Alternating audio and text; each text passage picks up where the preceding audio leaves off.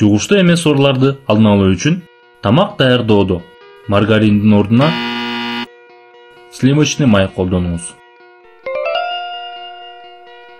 Борсок бышырылган майды кайра кайталап колдонбоңуз. Анын ордуна таза майды колдонуңуз. Салат даярдоодо майонездин ордуна каймакты колдонуңуз. Туздалган азыктардын ордуна туздалбаган азыктарды колдонуңуз. Ычталган азыктардын ордуна бышырылган азыктарды колдонуңуз. Конокко бараарда конфеттин ордуна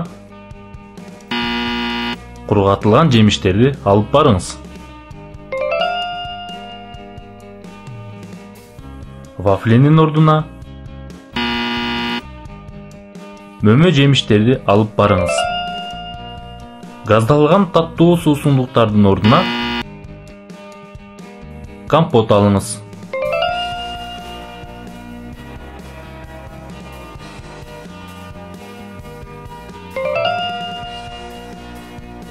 Демек, биз конокко барсак болот.